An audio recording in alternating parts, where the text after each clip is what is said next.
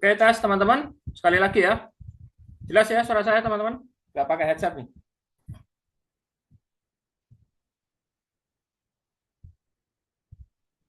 Chat saja ya teman-teman ya.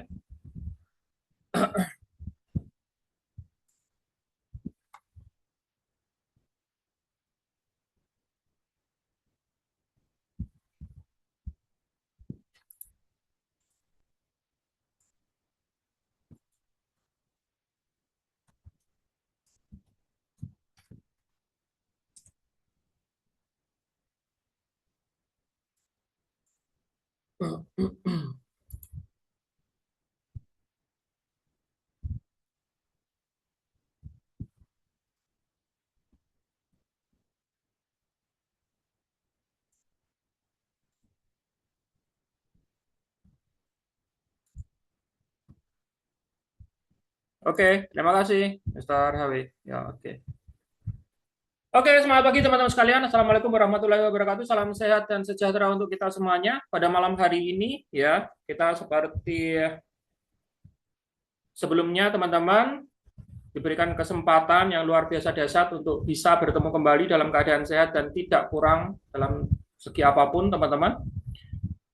Dan pada malam hari ini kita bertemu dan juga akan membahas sebuah pembahasan yang cukup menarik dan bermanfaat insya Allah ya ke depannya. Dan semoga pada malam hari ini kita juga mendapatkan berkah dari informasi yang kita terima teman-teman ya.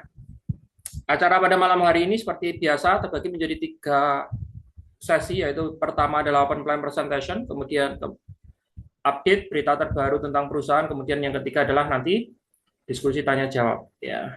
Jadi yang pertama kita mulai dulu tentang open plan presentation dari Yayasan Kereta Yuskay Nusantara menjadi arsitek masa depan bersama Kereta Yuskay Nusantara presentation 2026. Kereta Yuskay Nusantara, bangun Yuskay, selamatkan bumi. Sebelum acara dimulai, kita berdoa seperti biasa ya, sesuai dengan keyakinan masing-masing. Berdoa kami persilahkan.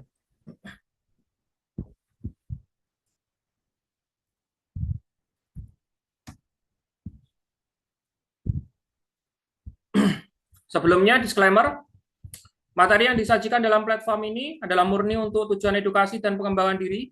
Kami tidak bermaksud untuk mempromosikan, mengajak, atau menawarkan layanan atau produk yang dapat melanggar aturan undang-undang maupun batasan hukum yang ditetapkan oleh Yayasan Kereta Yuskay Nusantara.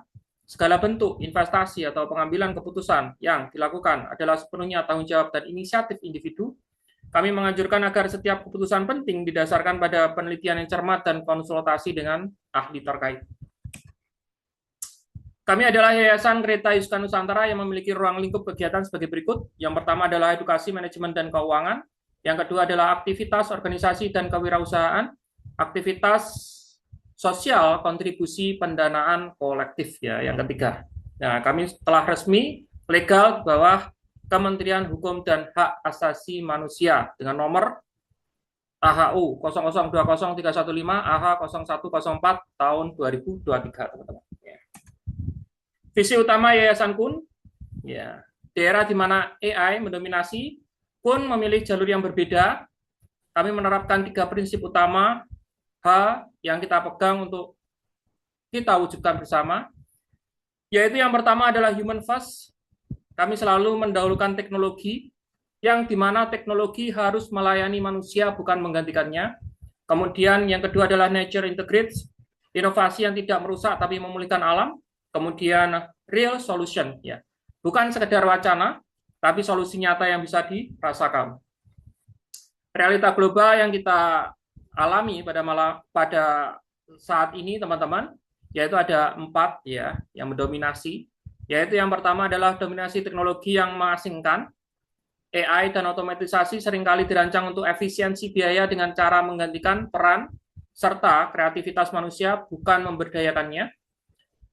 Yang kedua adalah krisis transportasi dan ruang hidup. Sistem transportasi konvensional memakan terlalu banyak lahan dan menjadi penyumbang emisi karbon terbesar yang merusak atmosfer kita. Kemudian yang ketiga adalah ketidakpastian solusi nyata. Banyak wacana tentang masa depan hijau yang hanya berhenti di atas kertas tanpa bukti konkret yang bisa dinikmati masyarakat luas. Kemudian yang keempat adalah kehilangan hubungan dengan alam. Ya. Pembangunan modern seringkali memaksa alam untuk mengalah, menciptakan ekosistem yang tidak berkelanjutan bagi generasi mendatang.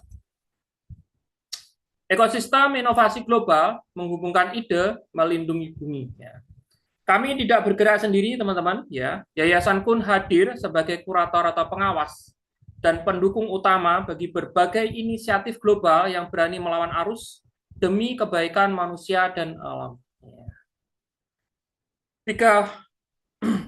Tiga hal yang kita utamakan, yaitu yang pertama adalah ethical innovation, proyek yang mengutamakan keberlangsungan lapangan kerja manusia di tengah gempuran otomatisasi. Ya. Kemudian yang kedua adalah regenerative design.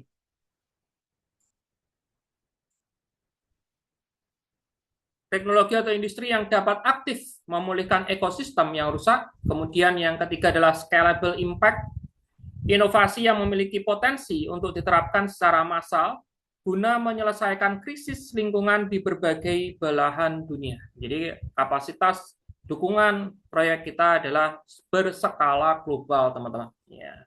Perlu dipahami adalah Yayasan Kun tidak menampung dana, semua kontribusi secara mandiri diberlakukan bagi teman-teman yang memutuskan untuk berkontribusi pada proyek-proyek tertentu secara mandiri dan dilakukan dengan inisiatif sendiri, teman-teman. Ya. Jadi Yayasan Kun ini sifatnya hanya berupa wadah untuk literasi ekonomi dan dukungan proyek-proyek untuk kelestarian alam, teman-teman.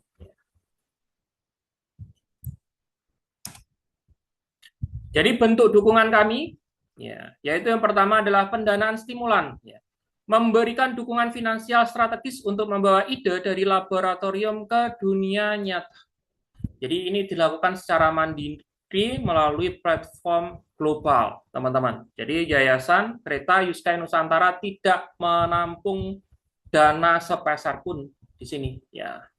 Kemudian yang kedua adalah akses edukasi, menjembatani para inovator dengan komunitas global untuk berbagi ilmu dan pengalaman.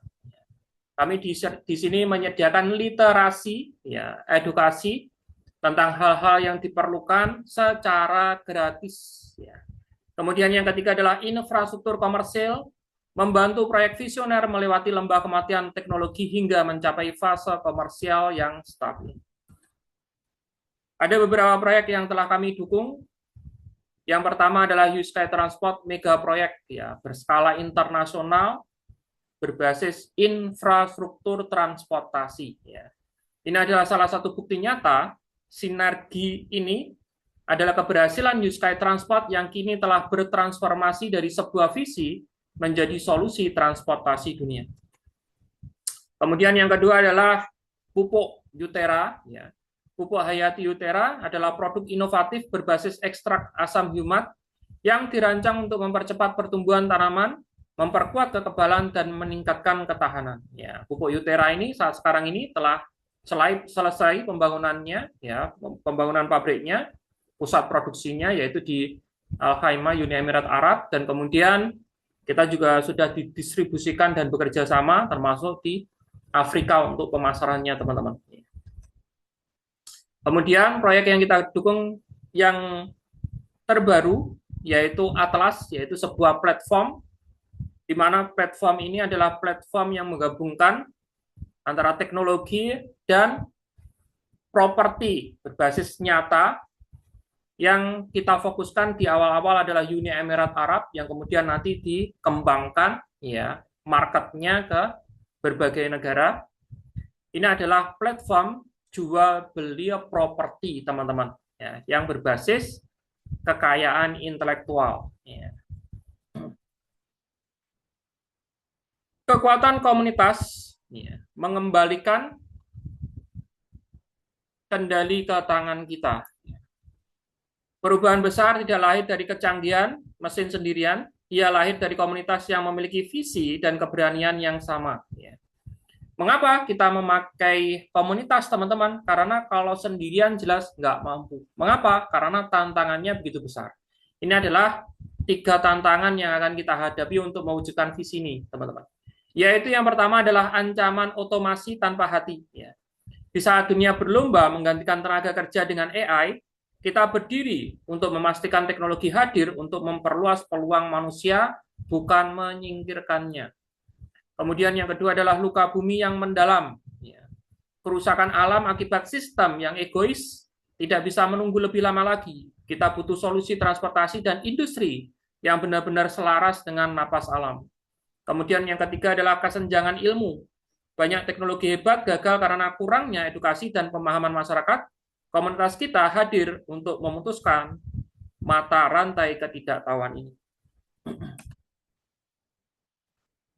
Mengapa kehadiran teman-teman begitu berarti? Ya, karena teknologi hebat tanpa komunitas hanya akan menjadi benda mati, teman-teman. Ya, bersama teman-teman semuanya, teknologi menjadi solusi yang hidup. Ya.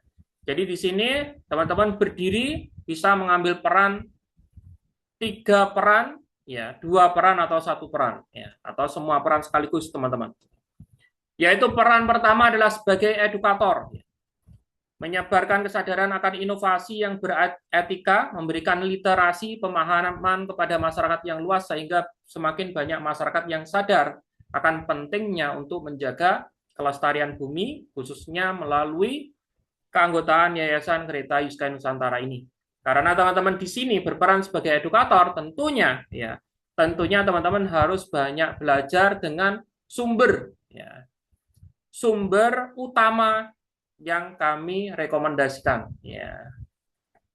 Jadi kemarin ada yang pemahamannya tentang ibaratnya tentang proyek yang kita dukung, tentang alur yang kita dukung, pemahamannya kurang paham, benar-benar paham. Ya, ada coba-coba yang memakai AI untuk memberikan edukasi. Akhirnya apa? Akhirnya materi edukasinya amburadul sehingga apa? Menimbulkan kesimpangsiuran informasi, teman-teman. Ya. Jadi kalau teman-teman ibaratnya kepengen memberikan literasi yang berbasis AI, teman-teman, awalnya teman-teman harus benar-benar paham dulu, benar-benar harus paham dulu tentang proyek-proyek atau sumber utamanya. Ya.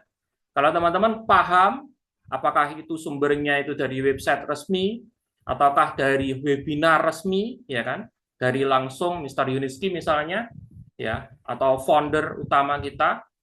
Nah, baru pengelolaan data, ya, itu ke AI bisa, ya. Jadi AI itu hanya membantu menyusun kalimat saja, ya. Karena apa? Karena jika nulis sendiri mungkin kurang bagus kata-katanya, itu juga bisa, teman-teman, ya. Jadi di sini sangat tidak disarankan teman-teman sebagai edukator, tapi narasumbernya narasumber AI. Mengapa? Karena AI tidak bisa menelusur, menelusur berita-berita utama yang diberikan oleh perusahaan. Sehingga apa? Sehingga apa pernyataan yang diberikan oleh AI itu hasilnya malah membuat bingung yang lainnya. Ya. Ini kok begini, ini kok begini, ini kok begini. Ya, gitu. Jadi bagi teman-teman yang belum benar-benar paham tentang basicnya, informasinya, utamanya perusahaan ini, ya, atau proyek-proyek yang kita dukung ini, ya, itu ngikut saja dulu, jangan sekali-sekali memakai AI. Karena apa? Karena AI itu kadang dia berhalusinasi, ya. Dia membuat menerjemahkan sebuah berita, kemudian dia pengandaian sesuai dengan data pada umumnya. Akhirnya apa? Akhirnya tidak sinkron sama yang sebenarnya. Nah. Yang kasihan siapa? Yang kasihan teman-teman lain yang memang belum tahu atau belum paham informasi resmi dari perusahaan. Ya, akhirnya banyak juga kemarin yang lapor ke saya, Pak, ini bagaimana, bikin pusing. Nah, kalau sumbernya dari AI, mending nggak usah ditanyakan. Ya. Itu kayak kita itu berdebat sama robot, teman-teman. Ya. Kalau manusia musuh robot, apalagi debat, ya mending nggak usah. Pasti yang kalah manusianya, mending tinggal tidur aja. Ya. Mending ditinggal tidur aja. Ya, seperti itu ya, teman-teman. Kemudian yang kedua, sebagai pendukung, ya, menjadi bagian dari kekuatan finansial kolektif, kontribusi sukarela yang melahirkan proyek nyata. Kemudian yang ketiga adalah sebagai penjaga visi, memastikan setiap inovasi tetap berada pada jalurnya untuk manusia dan bumi. Bagaimana cara mendukung visi? Yaitu yang pertama, pintu gerbang pertama ini ya harus dilalui dulu kalau teman-teman kepengen mendukung proyek. Yaitu teman-teman nanti dikasih form Google, ya teman-teman tinggal buka, di situ ada tulisannya download, ya. Form pendaftaran, itu diklik aja, atau teman-teman bisa minta langsung dokumen PDF 6 halaman. Halaman 1-5 yaitu ada ART, teman-teman pahami, sehingga teman-teman tahu batasan-batasan yayasan. Kemudian halaman 6 ya ini, formulir ini teman-teman. Halaman 6 ini, formulir ini di-print, ya, bisa dikasihkan ke percetakan terdekat, di-print, kemudian diisi memakai tulisan fisik tangan, pakai pulpen juga bisa, pensil, ya. Pulpen ya. Tempat tanggal lahir sesuai dengan KTP, NIK sesuai dengan KTP ya semuanya. Ya, ini emailnya apa ya, sosial medianya namanya apa, Facebook namanya apa, seperti itu ya. Kemudian ada materai 10.000 ditempel tanda tangan. Setelah beres, dilengkapi ini, beres ya.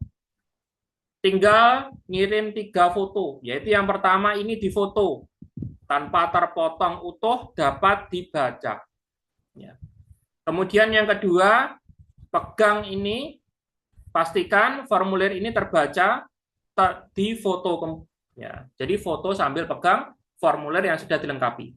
Atau foto sambil menandatangani formulir. Ya, wajahnya kelihatan. Nah, kemudian yang ketiga, ya, foto diri bebas dan rapi berjarak. Ya. Untuk apa, Pak? Untuk pembuatan KTA. Jadi foto itu langsung nanti dimasukkan ke KTA. Ya. Kalau misalnya background-nya kurang bagus atau posisinya kurang bagus, mungkin kita bisa rubah background-nya menjadi lebih baik. Nah, seperti itu. Kalau misalnya pencahayaannya terlalu gelap, itu kita mungkin bisa rubah, teman-teman. Tapi kalau terlalu dekat, itu terlalu repot bagi kita. Karena apa? Karena kalau kita masukkan ke aplikasi, yang kelihatan hidungnya doang, teman-teman. Ya. Jadi aplikasi itu namanya bulatan gitu, dia dimasukkan foto. Kalau terlalu dekat fotonya, kelihatan hidungnya doang. Jadi kita harus edit juga itu biar terlihat seolah-olah motonya agak jauh. Nah, itu butuh waktu. Itu yang bikin lama ya seperti itu. Kadang-kadang, teman-teman. Nah, seperti itu. Nah, setelah ada 3 foto ini, nanti di form Google tinggal diupload sesuai keterangan, terus diisi, dilengkapi sesuai dengan keterangan isiannya, kemudian jangan lupa klik submit, atau klik kirim. Ada kotak biru di bawah, itu ada tulisan kirim atau submit, itu diklik, udah beres. Ya. Sudah. Kemudian formulir fisiknya itu dikirim ke kantor yayasan, di sini alamatnya pojok kanan atas ini. Ya. Setelah beres ya teman-teman telah terdaftar menjadi anggota yayasan secara gratis ya, tidak ada pungutan biaya bulanan atau apapun, itu gratis ya. Literasinya juga semuanya gratis di sini teman-teman. Ya. Kemudian yang kedua teman-teman daftar di situs platform global untuk mendukung proyek. Mengapa kok butuh platform global, Pak? Karena proyek kita skalanya internasional. Kalau nggak ada platform globalnya, secara otomatis ya diragukan keabsahannya, teman-teman. Ya, diragukan kebenarannya. Nah, seperti itu. Kemudian ketiga, mengambil paket kontribusi di platform global tersebut secara mandiri dan sukarela, kemudian mengikuti berita dan edukasi. Ini adalah ketika teman-teman terdaftar menjadi anggota yayasan ya, teman-teman mendapatkan soft file ya, KTA seperti ini ya. Ini yang dimaksud foto tadi yang ketiga tadi ya. Jadi langsung dimasukkan seperti ini teman-teman. Ya. Sekarang sudah hampir 4.000 anggota yayasan Greta Yuska Nusantara dan terus bertambah. Ini saya lihat ada puluhan ya, ada puluhan yang masih antri ya, kita konfirmasi. Jadi harap bersabar saja ya teman-teman ya. Santai, yang penting semuanya sudah beres, pasti nanti jadi anggota yayasan. Ya. Kemudian mendukung proyeknya. Teman-teman di sini perlu pahami, ini adalah Yayasan Kereta Yuskaya Nusantara hanya sebagai literasi, pusat literasi edukasi, ya teman-teman ya. Segala bentuk informasi yang diperlukan, ya, baik itu manajemen, keuangan, proyek, ya, teknologi dan macam-macam, semuanya gratis. Jadi bila teman-teman misalnya ingin membantu berkontribusi untuk menutupi biaya operasional yayasan, ya, biaya operasional yayasan itu setiap tahun, ya, kita keluarkan teman-teman untuk membayar kantor, ya. Itu teman-teman bisa berkontribusi melalui rekening bendahara kita. Ya. Jumlahnya berapa Pak? Terserah seikhlasnya. Ya. Tapi untuk ibaratnya mempermudah pencatatan, ya, kita kemarin diskusikan minimal 50.000, ya, minimal 50.000. Kalau syukur-syukur bisa lebih, ya, seperti itu teman-teman ya. Apakah setiap bulan Pak? Terserah seikhlasnya, ya, nggak ada apa, kita tidak membebani teman-teman dengan hal-hal semacam itu, ya. Yang penting kita di sini bisa bersama, belajar bersama, menjalin silaturahmi bersama. Kemudian yang kedua di sini ada platform global, ya, platform global yang kita telah kurasi atau kita awasi, kita teliti, ya, untuk menentukan proyek-proyek yang akan kita dukung. Nah, di sini, makanya teman-teman di sini bisa mendaftar di platform global ini, ya, untuk melihat dan mengambil paket-paket kontribusi yang teman-teman sukai. Ya. Nilai dan keuntungan menjadi keluarga besar pun, ya, lebih dari sekedar anggota, Anda adalah mitra dalam menciptakan sejarah. Ya.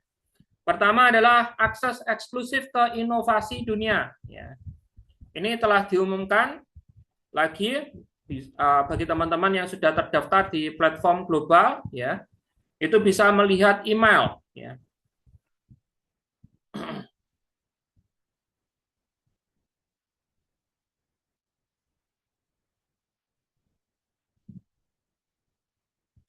Yaitu undangan EcoFest, ya. Undangan EcoFest 2026, ya, yang akan berlangsung pada tanggal 18 September. Ya. Anda akan memiliki kesempatan untuk melihat dan secara langsung merasakan perkembangan terbaru dalam transportasi sering, serta menjadi yang pertama mendengar berita penting tentang rencana masa depan kelompok perusahaan ini. Ya. Semua ini terwujud berkat upaya dukungan yang konsisten dari para mitra kami untuk menambah motivasi dan penghargaan atas pencapaian hasil baru. Kami meluncurkan EcoFest 2026 Summer Marathon yang berlangsung dari 1 Juni hingga 31 Agustus 2026 dalam 3 tahap, yaitu, ya, tahap 1 bulan Juni, ya, periode kualifikasi. Di sini, ya, teman-teman bisa melihat, ya, emailnya masing-masing. Nah, di sini ada tour EcoFest juga, ya. Tempatnya EcoFest itu di Minsk, Belarus, teman-teman, ya, yaitu di proyek yang kita dukung bersama, Eco Technopark namanya. Ya. Untuk tiket pesawatnya di sana teman-teman bisa lihat di Traveloka atau jasa yang lain, ya, travel yang lain. Untuk pulang perginya berapa, teman-teman hitung sendiri di sana. Ya, kalau tiketnya kalau nggak salah kemarin itu tiket untuk masuk EcoFest itu cuma $100. Ya. Untuk penginapannya, karena Eco Technopark itu dibuka untuk umum saat sekarang ini, proyek kita itu dibuka untuk umum, khususnya untuk pelayanan apa itu namanya pariwisata, teman-teman. Jadi kalau teman-teman misalnya tempatnya rumahnya di Belarus, teman-teman bisa kunjungi setiap hari, ya, Eco Technopark itu. Dan bahkan teman-teman bisa mengendarai yang namanya Unilight di sana, ya, bolak-balik terserah, ya, ataukah mancing di sana, ataukah bahkan teman-teman juga bisa menginap, ya, di sana. Sudah disediakan villa di sana, ya, penginapan, ya, seperti itu teman-teman. Nih undangan untuk September tahun ini, ya. Kemudian yang kedua pusat pembelajaran dan edukasi. Kemudian yang ketiga networking dan komunitas global. Kemudian keempat, kepuasan kontribusi nyata. Kemudian yang kelima adalah mendapatkan digital project portion ya, sebagai simbol kontribusi Anda terhadap masa depan lingkungan yang lebih maju ya.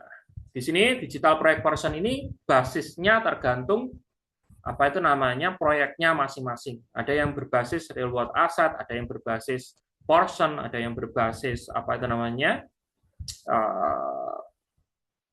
profit sharing dan lain sebagainya teman-teman, dan berbasis rewardnya. Maksudnya apa digital project portion ini? Ketika teman-teman berkontribusi pada proyek, teman-teman mendapatkan bagian ya, kepemilikan dari proyek tersebut ya, yang tercatat di platform internal ya, perusahaan secara digital. Ya, contohnya seperti ini. Ya. Masing-masing nanti mendapatkan apa itu namanya sertifikat kepemilikan seperti ini, aset digital seperti ini teman-teman. Ya. Nilai dan keuntungan menjadi keluarga besar komunitas Yuskay Nusantara, keuntungan terbesar adalah kepastian bahwa anak cucu kita akan mewarisi dunia yang lebih baik karena langkah yang kita ambil hari ini.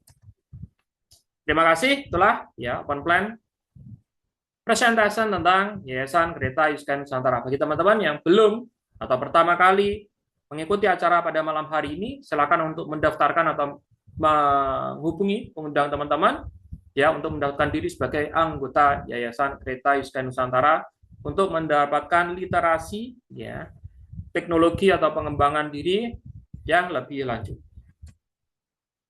Nah, setelah ini kita step ke langkah selanjutnya, yaitu pembahasan tentang berita tentang proyek USL. Kita bahas tentang Skyward Community, teman-teman. Ya.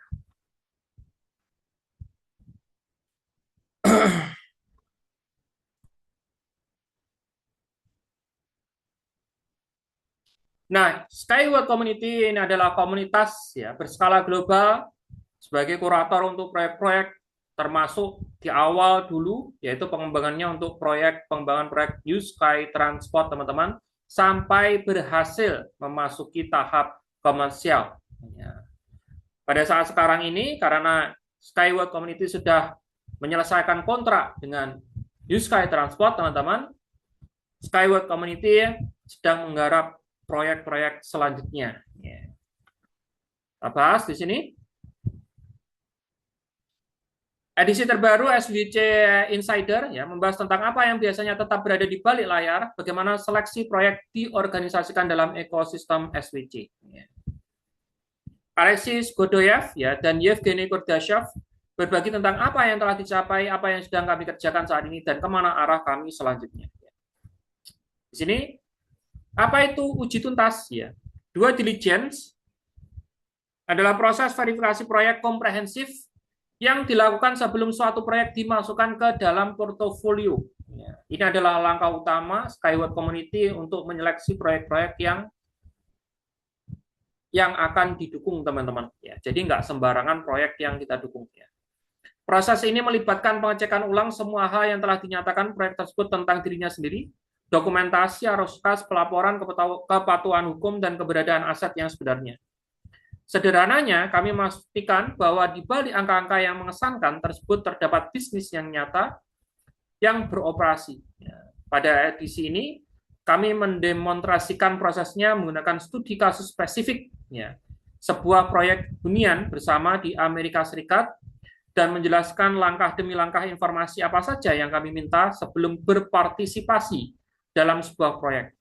Sebagai bocoran, dokumen pendirian saja jauh dari cukup dan verifikasi satu proyek saja dapat memakan waktu berminggu-minggu, bahkan terkadang berbulan-bulan.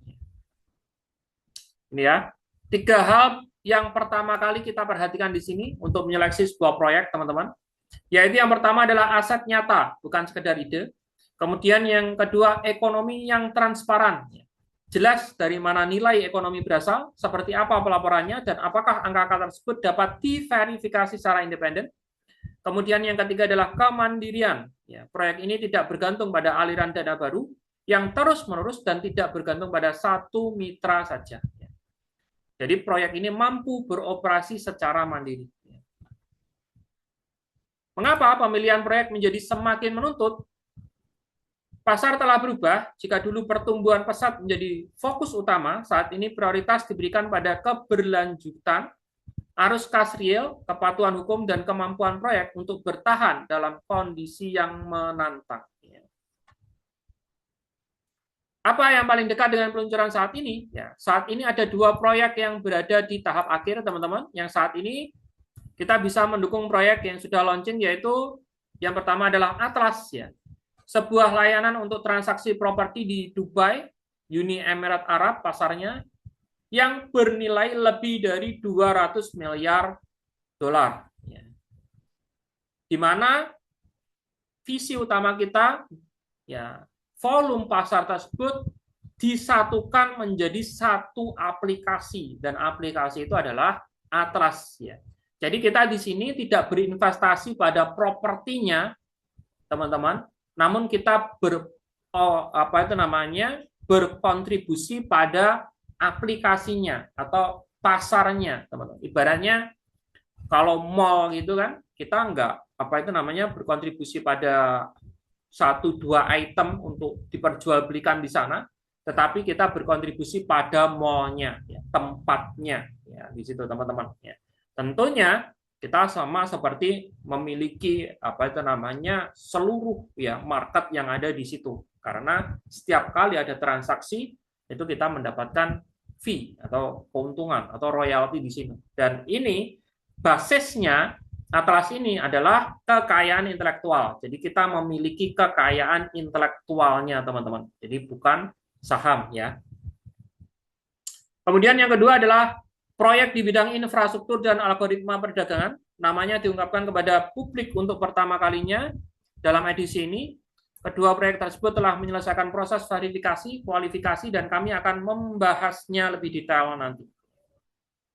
Ini kalau yang kedua ini belum diungkapkan, ya. Masih akan dibahas, ya, di kemudian hari, teman-teman. Ya, kalau ini sudah diluncurkan.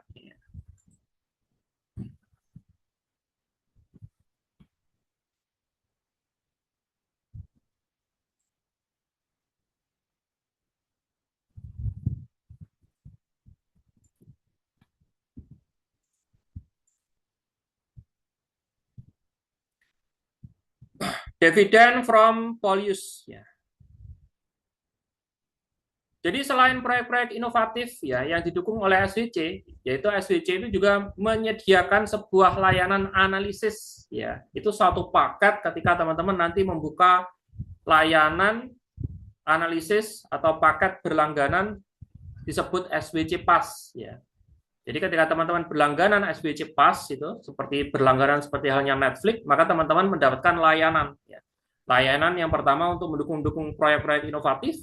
Kemudian yang kedua adalah layanan analisis tentang berbagai perusahaan yang sudah listing market di berbagai dunia, ya. Dan juga untuk mengambil, ya, berinvestasi pada perusahaan-perusahaan tersebut, teman-teman juga bisa melakukannya di sekuritas yang sudah berada di Indonesia atau di bawah izin OJK Indonesia, teman-teman. Ya.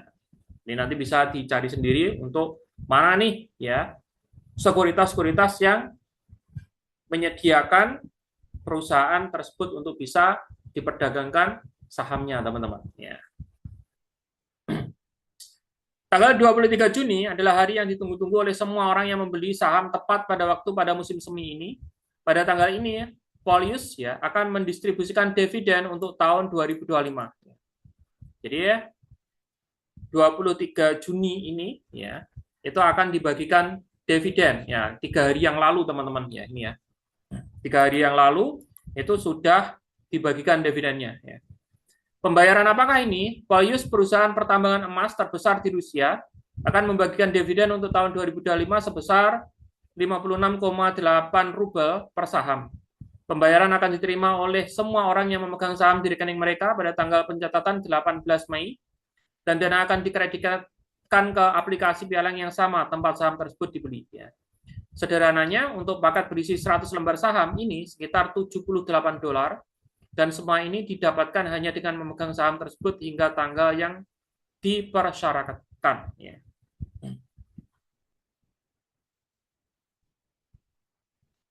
Dividen pertama hanya setelah beberapa bulan. Disinilah letaknya yang menarik ya. Ini ya, ini programnya SWC yang disebut Road to $1 million yang dimana baru diluncurkan pada bulan Maret, yang berarti bahwa mereka yang bergabung pada musim semi tepat di awal sudah menerima pembayaran dividen pertama mereka. Jadi bagi teman-teman yang sudah berlangganan PAS dan kemudian mengikuti ya Road to 1 million, di situ sebelum membagikan dividen ini ya, itu kita analisa, kita rekomendasikan saham tersebut ya untuk dibeli, teman-teman ya. Sehingga mereka yang mengambil peluang ini, mereka saat sekarang ini sudah ya mendapatkan keuntungan berupa dividen tersebut ya. Namun pembayaran dividen satu kali itu sendiri bukanlah bagian terpenting ya. Selama setahun terakhir saham Polius telah naik sekitar 27% ya.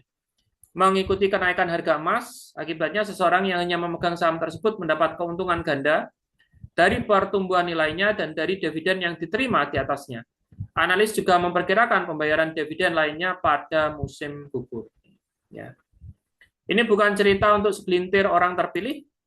Aspek yang paling menarik adalah dividen tidak membedakan antara pemegang saham besar dan kecil. Dividen didistribusikan kepada semua pemegang saham dengan kondisi yang sama. Baik Anda memiliki 1 saham atau 1.000 saham, setiap orang yang mengikuti strategi Road to 1 million menerimanya dengan ketentuan yang sama persis seperti pemegang saham utama. Dalam hal ini, pasar lebih adil daripada banyak sistem lainnya. Pasar tidak peduli siapa Anda atau berapa banyak uang yang Anda miliki. Jadi teman-teman di sini ya, yang kemarin sudah mengikuti layanan apa itu namanya SWC Pass dan mengikuti petunjuk dari analisa dari program Road to 1 million, maka pada saat sekarang ini sudah cuan. Nah, saham-saham yang direkomendasikan di sini adalah saham-saham yang sudah listing. Jadi pada saat harga saham naik pun teman-teman juga bisa langsung jual ya. Jadi tidak perlu menunggu waktu yang lama seperti halnya perusahaan-perusahaan yang masih dalam posisi pra IPO atau belum listing, teman-teman ya. Namun juga begitu ya. Apa itu namanya? Sisi positif dan atau kekurangan atau kelebihannya selalu ada ya. Jadi di sini keuntungannya nggak mungkin langsung melejit sampai puluhan persen, ratusan persen, atau ribuan persen, itu nggak mungkin teman-teman dalam waktu singkat ya. Di sini keuntungannya ya realistis ya, sesuai dengan pergerakan pasar pada saat itu, teman-teman ya.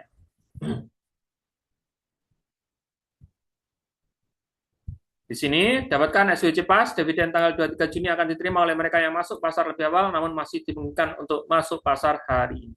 Jadi di sini di SWC Pas ini ya, di program Road to 1 million ini ada banyak sekali ya perusahaan-perusahaan seperti hanya Polius ini ya yang kita analisa, teman-teman ya. Jadi teman-teman tinggal pilih atau ikuti atau melakukan riset secara mandiri. Jadi dijadikan program dari Road 1 million ini sebagai salah satu ya. Salah satu bahan untuk riset menentukan mana-mana nih perusahaan-perusahaan yang bisa diambil ya, seperti itu. Oke. Bagi teman-teman yang kemarin sudah terdaftar ya di SWC ya, secara otomatis teman-teman juga sudah terdaftar di SWC Field ini.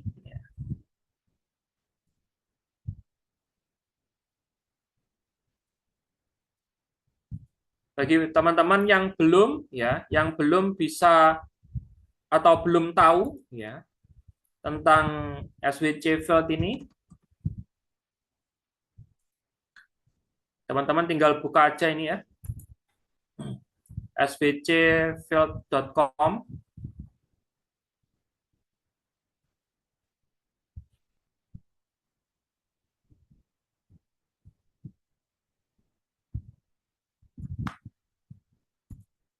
Nah, ini svcfield.com, klik personal account.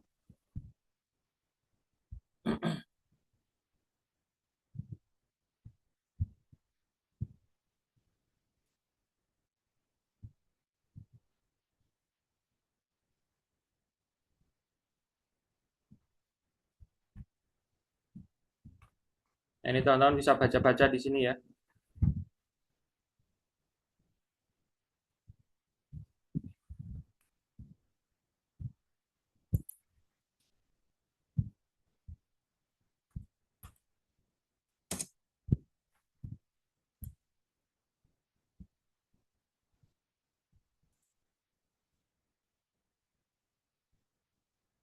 Nah, nanti tinggal klik personal account, kemudian tinggal forgot password, teman-teman. Ya.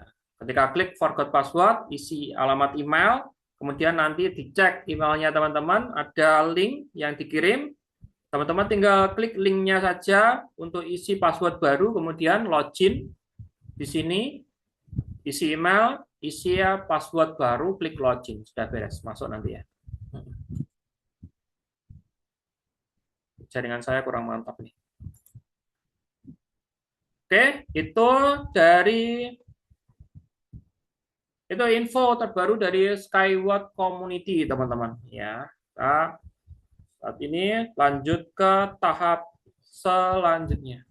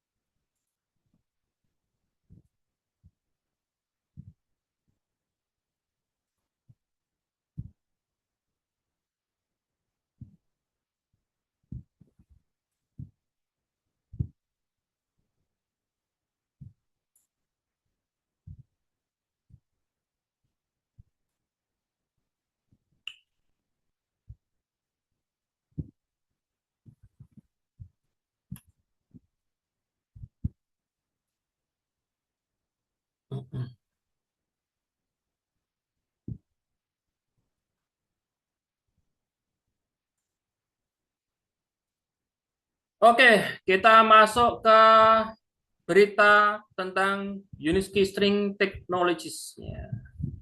Berita yang pertama, tim Pulse 95 menguji transmisi string di pusat Yuskai di Sharjah. Ya. Tim dari Pulse 95, stasiun radio berbahasa Inggris pertama di Sharjah, mengunjungi pusat uji dan sertifikasi Yuskai. Selama kunjungan mereka mempelajari teknologi transportasi string dan menaiki U-Bus karat andalan mereka.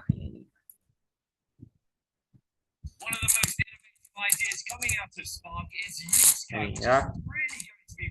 Selama perjalanan, penyiar radio tersebut menyoroti kenyamanan, kelancaran berkendara, dan kecepatan tinggi kendaraan tersebut. Menurutnya, solusi seperti itu berpotensi mengurangi kemacetan lalu lintas dan membuat perjalanan di seluruh UAE menjadi lebih nyaman. Nah, ini langsung dicoba nih sama mereka ya. Jurnalis tersebut juga mencatat keberlanjutan lingkungan dari kompleks tersebut yang menghasilkan sebagian energinya dari panel surya. Menurut pembawa acara, teknologi transportasi string dapat mengubah sektor transportasi dengan meningkatkan kecepatan dan keberlanjutan. Ini berita pertama dari UST. Kemudian berita yang kedua,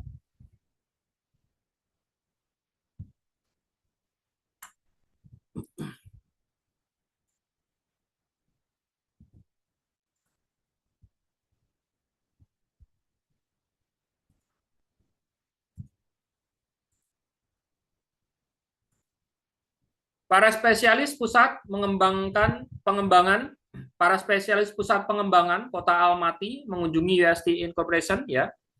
Sebuah kelompok kerja yang dipimpin oleh Ruslan Berdinov, Ketua Dewan Direksi JST Almaty City ya, Development Center, mengunjungi UST In.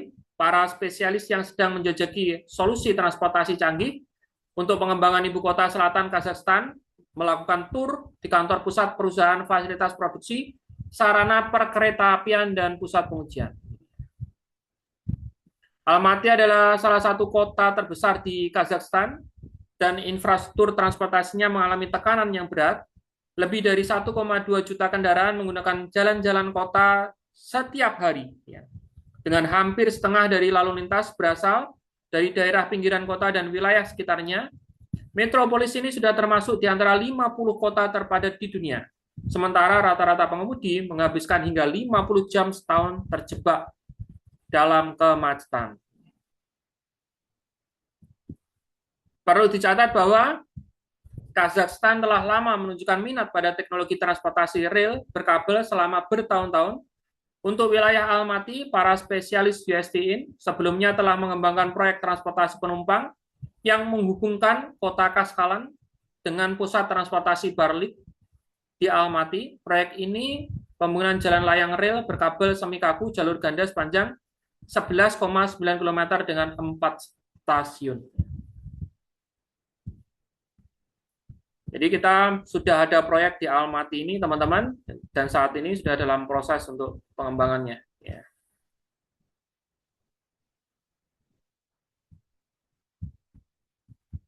Kita lanjut ke berita selanjutnya.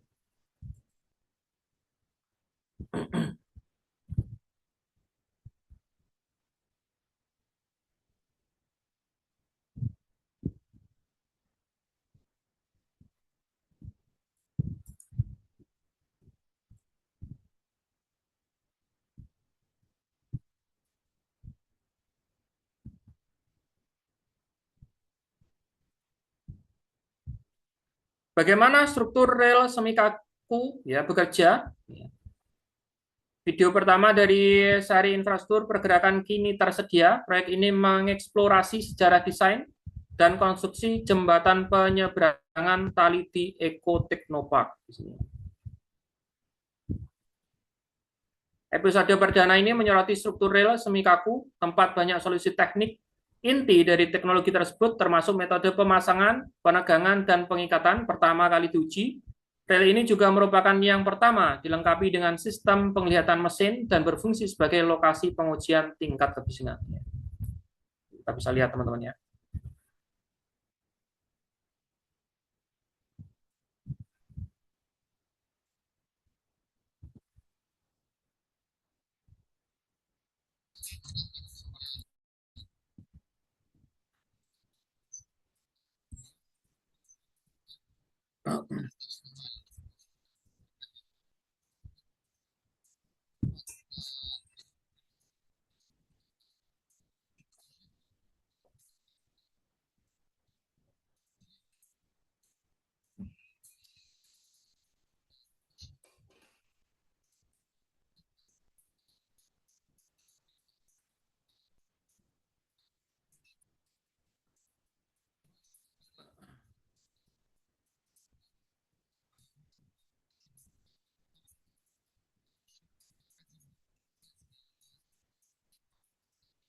Nah, ini Unibike, teman-teman ya.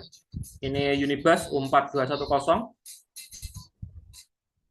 Jadi kita terus ya, perusahaan kita itu terus melakukan pengujian, update, dan juga pembangunan ya, berbagai tipe, dan juga pengujian, teman-teman.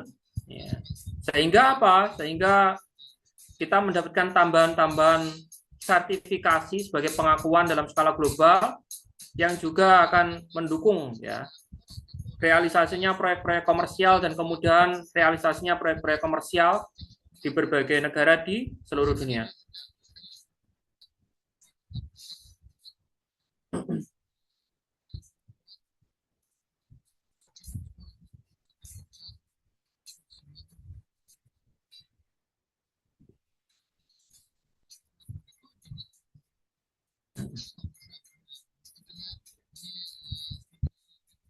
Ini sudah diuji tes ini ya. Ini EcoFast ya, yang dulu tahun 2019 kalau nggak salah.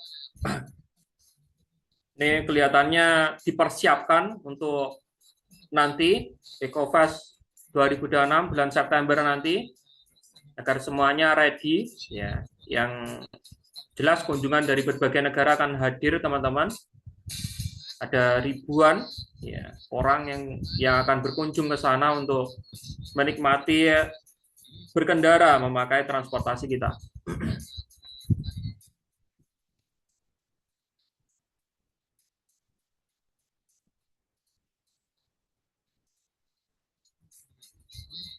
Tes tidak hanya untuk daerah tropis, tapi juga untuk beriklim dingin. Nah, itu.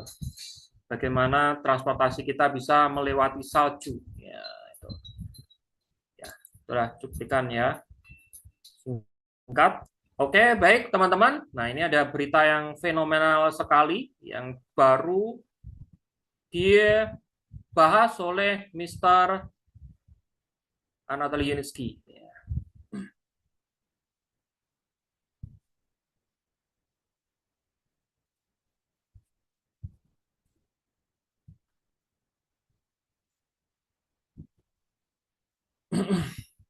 Nah, ini sumbernya teman-teman.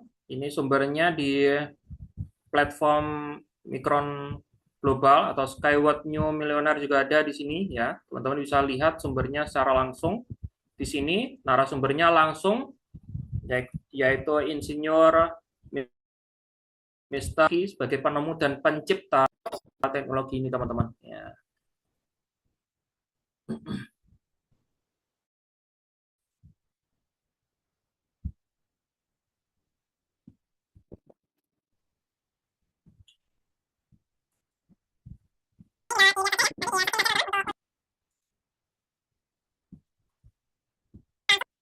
Nah, ini tinggal dilihat saja ya. Nanti di searching saja teman-teman untuk apa itu namanya? Sumbernya secara langsung. Ya. Di sini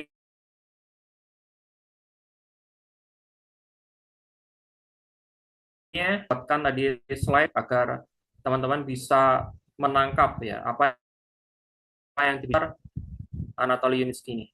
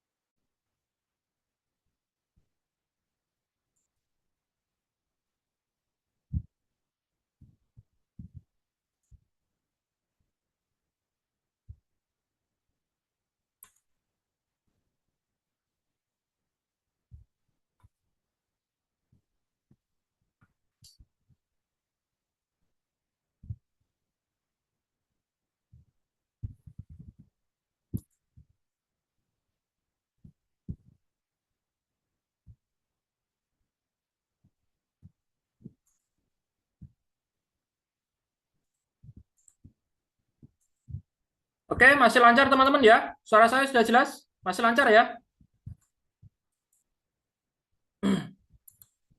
Tolong konfirmasinya teman-teman. Sebelum saya lanjutkan ke slide untuk pembahasan Mr. Yunitsky. Kasih Pak. Oke, terima kasih Mas Ahmad Yaskur. Lancar, luar biasa, jos. Oke, kita lanjut ya. Mantap, Bu Mega. Alhamdulillah. Oke, sip. Kita lanjut. Jadi ya, tadi sudah saya kasih ya sumbernya teman-teman. Jadi saya di sini nggak asal bicara. Teman-teman bisa lihat juga di Micron Global atau di GTI ya. Untuk webinar terbaru juga sudah di-share di grup teman-teman ya. Ini tadi saya bikin slide dadaan sekali ya. Jadi mohon maaf jika ada kesalahan, tapi saya bantu di sini untuk penjelasannya para slide ya. Saya juga baru belajar juga di sini.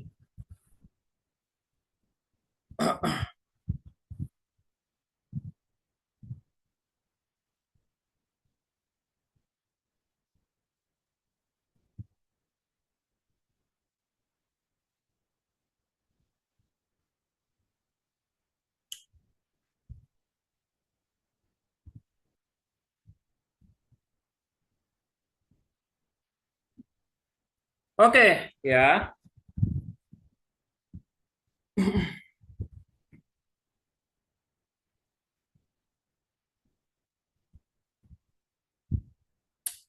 Transformasi model bisnis dan mega koridor, analisis pendirian OAO korporasi ya, baru, evaluasi pendanaan koridor Minsk, Moskow ya, dan pengaruh eksklusif bagi ya, pemegang saham GTI. Ya, jadi teman-teman kemarin ya ada yang bertanya dengan saya ya, yang intinya ada muncul kesalahpahaman di situ, makanya kita juga harus perjelas di sini agar teman-teman juga nggak salah paham sehingga menurunkan semangatnya teman-teman sekalian dan juga tidak ada kesalahan dalam penerapan ya, keputusan. Jadi di sini Mr. Yuniski itu dalam webinarnya yang terbaru itu beliau memberikan informasi yaitu akan membangun sebuah struktur korporasi baru atau perusahaan baru. Ya. Mengapa OAO didirikan dan bagaimana model bisnis baru mengubah peta jalan komersialisasi teknologi? Ya, di sini ya. Ini slide yang pertama. OAO korporasi baru. Ya, sebelumnya kita harus melihat dulu OAO itu apa? Ya, OAO itu adalah ibaratnya gelar terbuka. Misalnya kalau di Indonesia itu OAO itu TBK. Ya, perusahaannya sudah terbuka, sudah sahamnya sudah diperjualbelikan, ya, atau perusahaan tersebut sudah bisa menarik investor retail maupun institusi ya di berbagai belahan negara. Ya. Jadi OAO ini adalah sebutan yang disematkan oleh perusahaan terbuka di Belarus, teman-teman. Ya. Jadi korporasi resmi terdaftar dalam sistem negara Belarus pada 18 Juni 2026. Ya.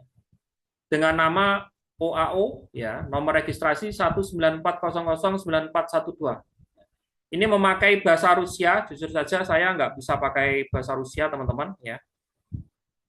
Intinya di sini, bila diterjemahkan dalam bahasa Indonesia, ya, itu adalah Korporasi Pengembangan Infrastruktur dan Logistik Terbuka. Ya. Terbuka itu OAO. Ya, gitu.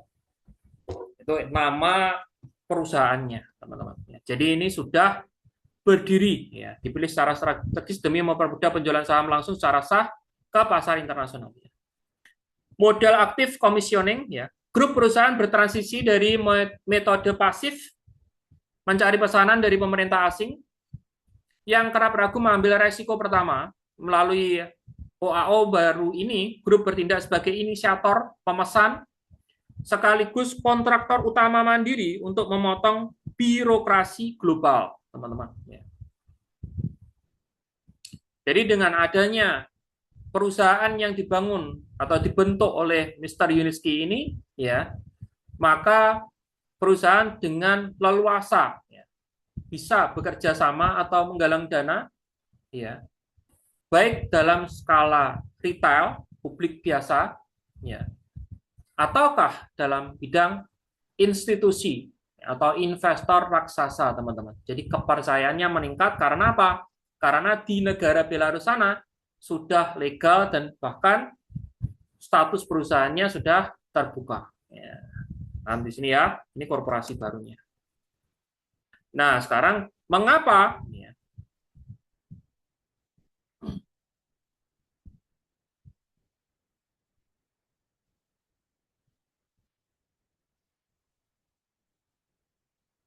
memilih Belarus ya di sini ya? Mengapa kok nggak di Rusia, nggak di negara lain? Mengapa kok pembangunannya di Belarus ya?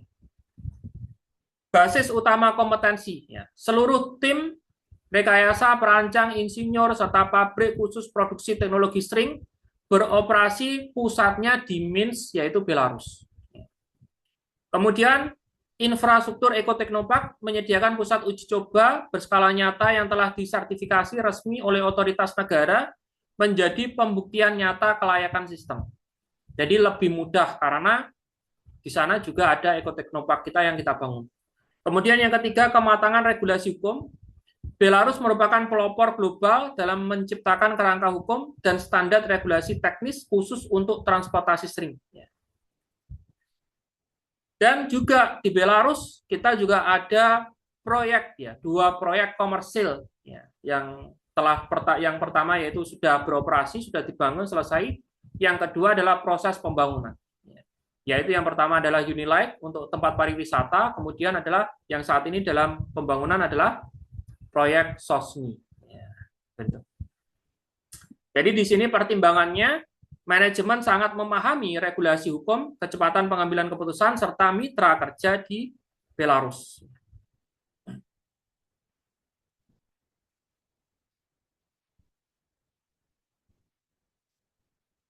Kemudian, koridor Minsk-Moskow, cetak biru koridor pertama bernilai miliaran dolar sebagai parameter disrupsi ya transportasi masa depan.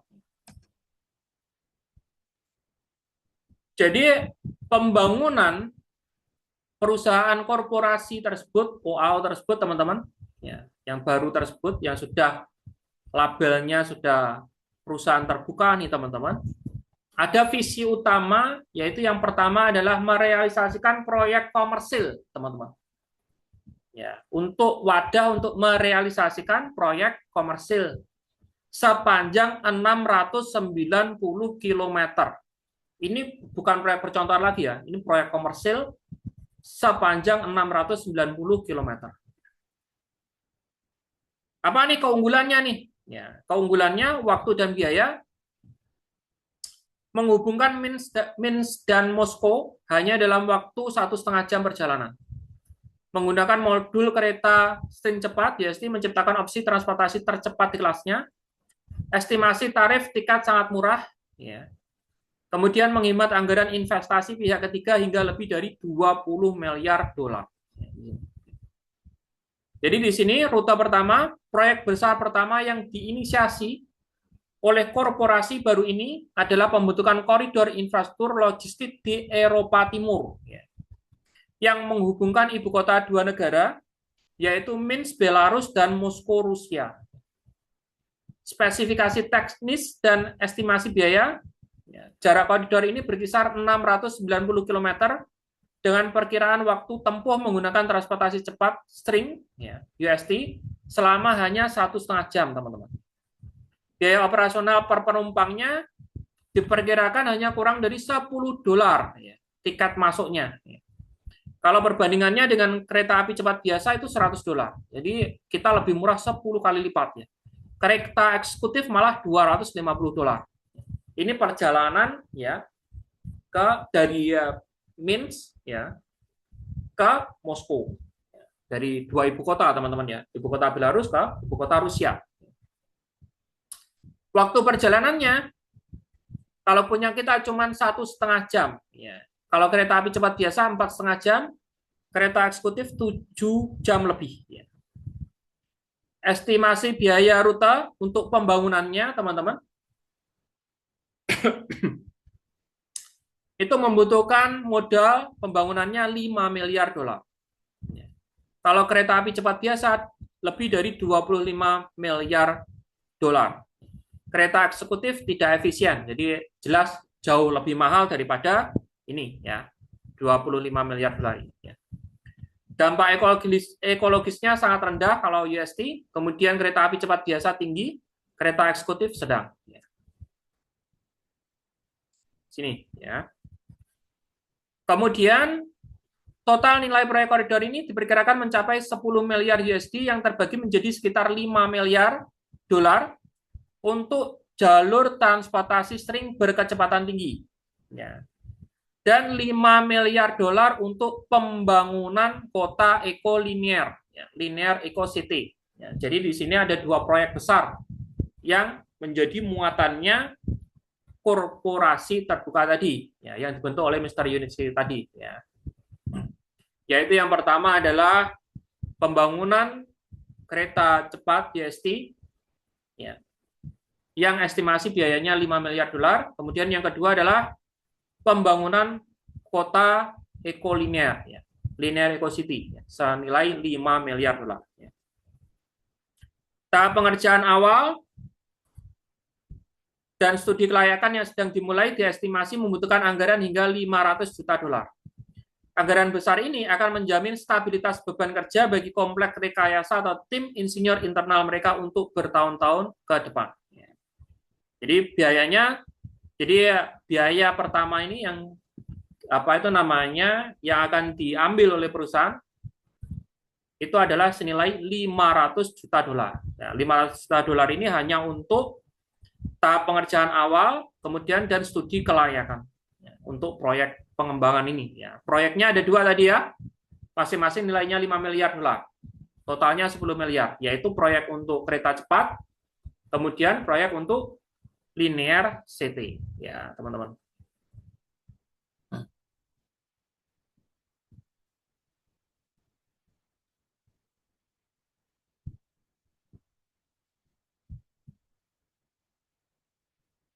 Nah, di sini ya kebutuhannya. Jadi di tahap awal ini ya, 500 juta dolar untuk pengerjaan survei, studi kelayakan, dokumen teknis, dan rancangan tim insinyur sebelum proses pembangunan fisik dimulai. Kemudian analisis daya dukung BCSE ya. Karena korporasi yang dibentuk oleh Mr. Yunitsky ini ya di bawah GTI yang dia sudah menjadi perusahaan terbuka ya di Belarus ya, maka dia di bawah naungan BCSE ya. BCSE itu adalah Bursa Efek Belarus. Teman-teman bisa searching aja di Google ya. BCSE ya. Stock Exchange Belarus. Ya, di situ nanti akan muncul. Ya. Jadi di sini untuk kalau misalnya dia listing di BCSE, dia mengharapkan ya modal dari BCSE nih teman-teman, itu nggak nuntut kalau kebutuhannya hanya 10 miliar ya. Kebutuhannya 10 miliar dolar. Kenapa? Karena nilai ya, market kapitalisasi BCSE itu nggak sampai 10 miliar. Terus apa tujuannya? Apa itu namanya? Korporasi terbuka ini dimasukkan di bawah BCSE. Jadi perusahaan-perusahaan yang sudah terdaftar di BCSE itu tidak selalu dia hanya mengharapkan modal dari pasar di BCSE atau bursa saham di BCSE, teman-teman. Ya. Jadi regulasi tersebut itu dijadikan tiket bagi Mr. Yunitsky ya untuk mengakses pendanaan ya secara legal dalam skala global, ya, khususnya untuk wilayah Rusia dan Belarus, teman-teman. Ya, ini ya. Paham teman-teman di sini? Jadi maksudnya listing itu nggak selalu dia punya saham di BCSE kemudian dia jual di bursa saham. Mengapa? Karena kalau mengandalkan itu nggak nuntut ya. Nilai kapitalisasi pasarnya BCSE itu nggak sebesar kebutuhan modal yang diperlukan. Nah, namun di sini Mr. Yunitsky juga menekankan bahwa ya, PR utama yang dikembangkan ini bukan langsung miliaran dolar itu. PR utamanya adalah 500 juta dolar. Nah, karena kebutuhan utamanya 500 juta dolar, itu pun dari investasi dari retail pada saat sekarang ini pun ya itu masih tercukupi, teman-teman. Jadi ya Mr. Yunitsky sepertinya memakai batu loncatan ya. Ini satu ini beres, nah ini dibuat memenuhi syarat tahap kedua. Tahap kedua beres memenuhi tahap ketiga seperti itu, teman-teman. Ya. Jadi nggak langsung plus 5 apa itu namanya 10 miliar nggak gitu. Ya bertahap. Nah, oleh karena itu ya dia membutuhkan sebuah perusahaan yang statusnya terbuka, legal, yang bisa mengakses secara legal pendanaan dalam skala global, khususnya di wilayah Eropa, teman-teman. Ya. Jadi di sini adalah strategi pendanaan ya, multi-tier.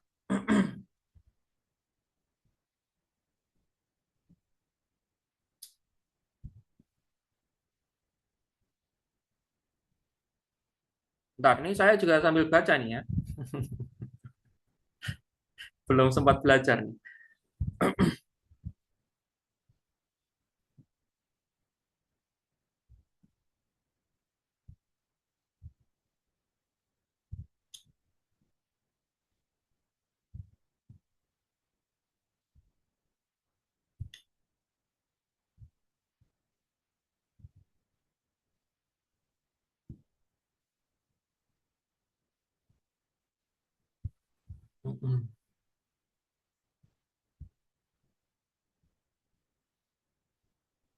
Ini strategi pendanaan berlapis ya, multi-tier funding. Jadi di sini strateginya tahap awal yang lebih kecil ya, memanfaatkan crowd investing, memanfaatkan modal retail global yang mendanai tahap pra pembentukan dan perencanaan teknis desain sebesar 500 juta dolar tanpa perlu bergantung pada kredit perbankan di sini. Yuniski menjelaskan bahwa proyek infrastruktur tidak langsung dimulai dengan konstruksi fisik senilai miliaran dolar, melainkan tahap perancangan studi kelayakan dan dokumen teknis terlebih dahulu yang membutuhkan sekitar 500 juta dolar untuk tahap awal ini. Ia menyatakan bahwa pendanaan massal global yang selama ini menyokong grup teknologi mereka masih sangat mampu menangani skalanya. Kemudian, pangsa pasar global, status hukum OAO, Belarus membuka akses investasi bagi pasar di wilayah Uni negara, Rusia dan Belarus yang memiliki populasi gabungan sebesar 150 juta jiwa. Jadi pangsa pasarnya Mr. Yuniski di sini jadi semakin besar. Mengapa? Karena dengan adanya perusahaan terbuka atau OAO ini nih, teman-teman, yang beroperasi di Belarus, itu Mr. Yuniski secara legal bisa menggalang dana di kawasan Rusia, teman-teman. Ya. Tujuan utama mendirikan entitas berbentuk OAO di Belarus bukan karena mengincar likuiditas bursa lokalnya. Jadi fokusnya nggak di BCSE tadi, teman-teman. Ya, di bursa sahamnya Belarus tadi karena nilai kapitalisasi pasarnya terlalu kecil. Ya. Jadi yang diincar itu regulasi hukum OAO di Belarus mengizinkan penjualan saham secara legal kepada publik internasional sejak hari pertama berdiri. Berbeda dengan hukum Rusia yang mewajibkan status tertutup terlebih dahulu. Jadi di Belarus ini beda hukumnya dengan negara Rusia atau bahkan Indonesia, teman-teman. Jadi harus tertutup dulu, ya, baru nanti listing bisa open, ya, bisa terbuka, bisa TPK gitu. Kalau di Belarus itu enggak, ya. Di Belarus itu cukup memenuhi persyaratan-persyaratan administratif, ya, dia bisa langsung menjadi perusahaan terbuka, ya, OAO namanya. Status OAO ini menjadi alat atau instrumen hukum yang bersih dan sah agar investor dari luar negeri bisa masuk. Kemudian target pasar Rusia dan Uni negara. Yuniski menyebutkan target utama mereka adalah populasi Rusia dan Belarus yang mencapai hampir 150 juta jiwa. Secara matematis, ia memberikan ilustrasi jika setiap orang dewasa menginvestasikan 100 US dolar saja, proyek ini bisa tertutup. Artinya, korporasi mengandalkan skema retail investment lintas negara secara masif, bukan institusi bursa itu sendiri. Kemudian menarik pemain besar, oligarki atau lembaga finansial. Untuk sisa dana miliaran dolar pada tahap konstruksi, strategi korporasi adalah menarik investor institusional besar atau konglomerat. Bentuk OAO dengan modal saham, share capital modal, sengaja dibuat agar para investor raksasa memiliki kejelasan regulasi mengenai mekanisme pintu masuk, entry, dan pintu keluar, exit, strategi, menjual kembali sahamnya saat harga naik jika proyek berjalan. Di sini ya. Model kepemilikan ekuitas terbuka memberi kepastian hukum bagi investor institusional besar melalui mekanisme likuidasi atau penjualan saham yang jelas saat harga naik. Ini juga berarti sahamnya juga bisa dijual di bursa saham BCSE ya di sini. Teman-teman, ya ini adalah strateginya Mr. Anatoly Yuniski untuk membangun mega proyek besar. Ini adalah proyek komersil ya senilai 10 miliar dolar di kawasan Belarus, Rusia. Nah, sekarang terakhir nih, apa nih keuntungannya bagi pemegang saham perusahaan induk? Ya, nih konektivitas pemegang saham GTI di sini ya. Satu di sini ya, perluasan hak pendapatan ya. GTI bertindak sebagai pendiri dan pemegang saham pengendali OAO baru ini. Ya. Pemegang saham GTI berhak atas aliran dividen dari seluruh ekosistem bisnis. Jadi bagi kacamata kita yang selaku sebagai founder atau co-owner ya. GTI ini teman-teman itu adalah proyek komersil yang dimana labanya itu masuk ke kita teman-teman. Ya, paham di sini ya. Labanya dari mana aja? Di sini.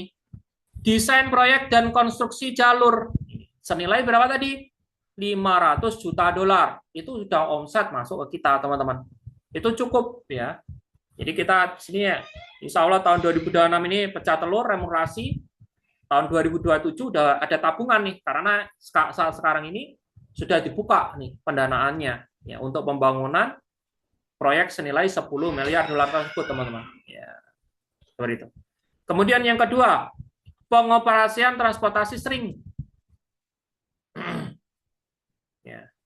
Kemudian yang ketiga, ini pengoperasian transportasi string ini, ketika transportasi tersebut dibangun, beroperasi, sudah jualan tiket, ya kan ada biaya nih, biaya operasional, ya, biaya servis, biaya operasional, perawatan macam-macam. Nah, itu kan ada labanya juga. Nah, labanya itu juga masuk ke kita, teman-teman. Ya. Sumber pendapatan kita. Kemudian yang ketiga adalah pengelolaan kota ekolinear. Jadi kita kejatuhan durian runtuh nih, teman-teman. Ya. Jadi keuntungannya dari sini kita nggak cuman dari proyek transportasi yang dibangun, ya sepanjang berapa tadi? Ratusan kilometer gitu aja ya, sepanjang ratusan kilometer tadi ya, dari Belarus ke Rusia ya.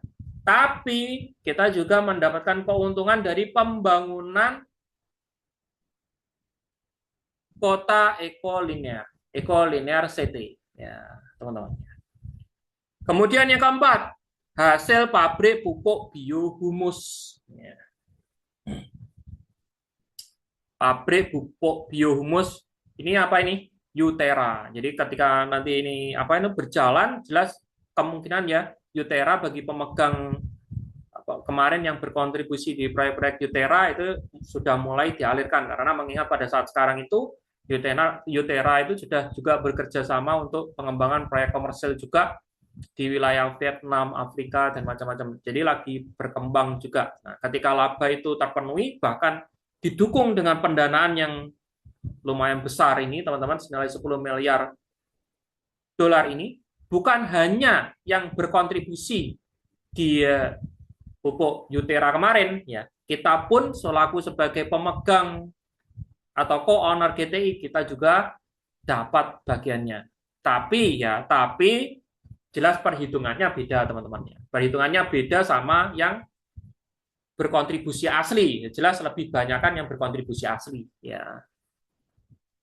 Kemudian yang kedua, ya, legalisasi aset dan likuiditas melalui OAO kompetensi intelektual non material yang dimiliki induk GTI dilegalkan ke dalam aset komersial real yang memiliki valuasi jelas di hadapan publik.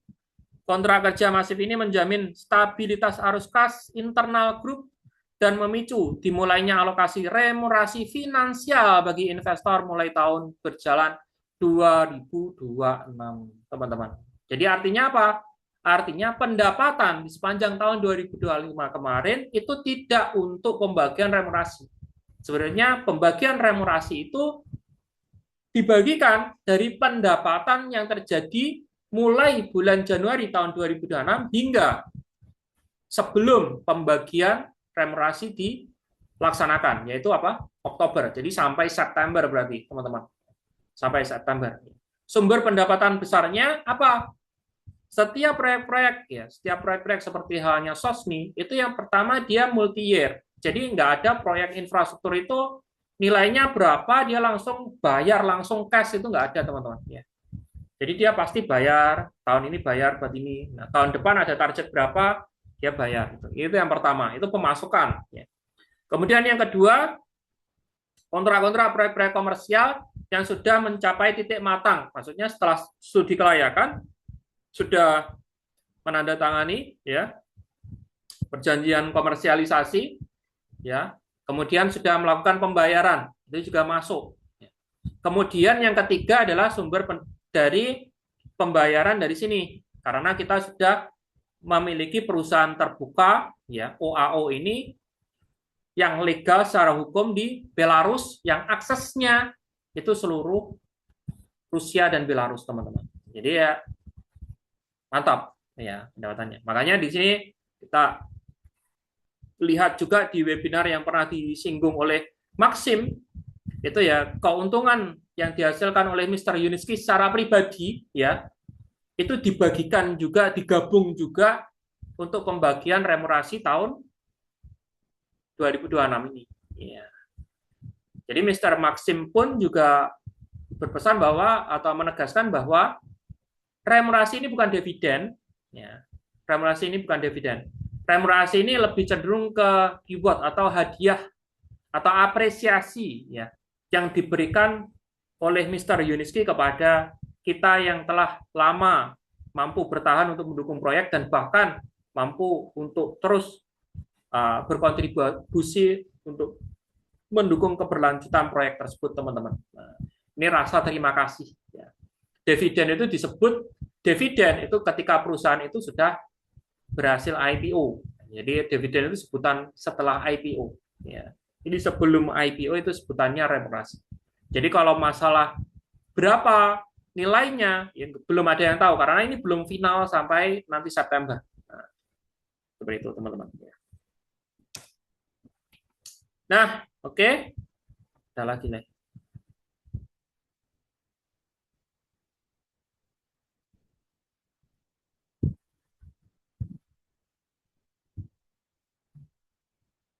Oke, saya teliti dulu. Tahu-tahu ada yang kelewatan nih. Ya.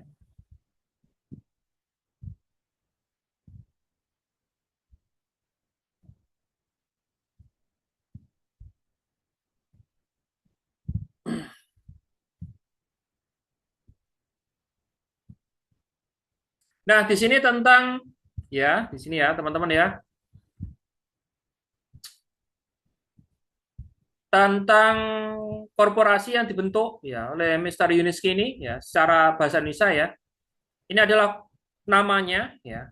Kalau nama Belarusnya saya nggak bisa nyebutin karena lidah saya pasti terkilir teman-teman ya. Ini langsung di bahasa Indonesia kan aja, intinya bahasa Indonesia Korporasi Pengembangan Infrastruktur dan Logistik Terbuka. Terbuka ini OAO itu tadi ya. Korporasi di sini ditargetkan menjadi payung hukum besar yang tidak hanya mengurusi satu proyek kecil, melainkan memayungi ekosistem ratusan objek pembangunan. Infrastruktur merujuk pada peran korporasi untuk membangun fisik jalur transportasi, string berkecepatan tinggi, kawasan perumahan, serta ekosistem kota ramah lingkungan berbentuk garis lurus, ya, linear ecocity.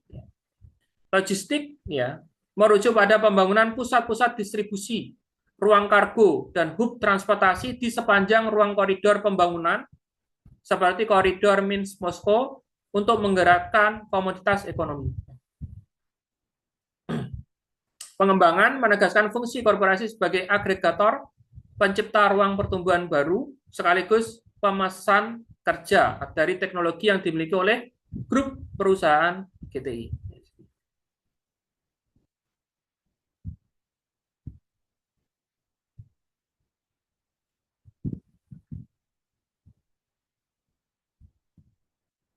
Nah, rute ekspansi global mendatang, ya, rute Minsk-Moskow merupakan bagian awal dari koridor yang lebih panjang, yaitu koridor barat-timur Minsk, Moskow, Kazan, Chelyabinsk,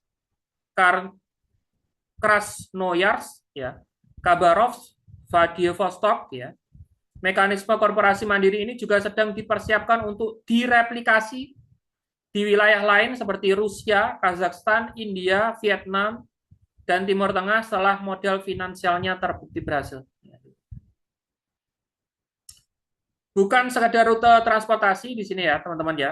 Manajemen menekankan perbedaan antara rute menghubungkan titik A ke titik B dan koridor membentuk ruang pengembangan baru. Bukan hanya sekadar itu, teman-teman. Jadi di sini sepanjang koridor Minsk-Moskow direncanakan muncul sekitar 300 klaster ya, yang mencakup area hunian, pusat logistik, fasilitas agriculture, ya, energi, wisata, dan pendidikan yang berjarak tiap 2-3 km satu sama lain. Jadi masing-masing klaster itu jaraknya 2-3 km. Ini klaster ya.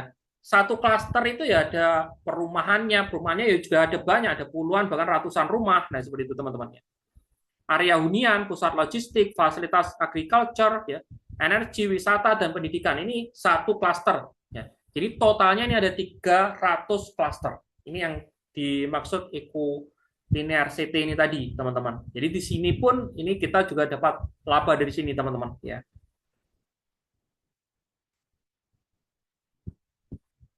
Jadi di sini keuntungan dari GTI, kepemilikan saham tidak bergeser. Anatoly Yuniski menegaskan bahwa nilai utama teknologi tetap berada di kelompok perusahaan GTI. Korporasi baru ini bertindak sebagai pemesan proyek, bukan pemilik teknologi. Karena pendiri utama korporasi ini adalah badan hukum dari Grup Teknologi Dawai atau GTI. Ya, maka secara otomatis para investor lama dan baru terikat secara hukum di dalamnya. Jadi jangan khawatir teman-teman, itu semuanya milik kita loh. Enaknya ngomong gitu ya. Diversifikasi sumber pendapatan melalui korporasi ini, hak investor tidak lagi terbatas pada sektor transportasi sering saja. Keuntungan juga akan didistribusikan dari pembangunan kota linear, sektor bioenergi, serta pabrik pupuk biomus Yutera yang dibangun dalam koridor tersebut. Pendapatan di setiap tahap.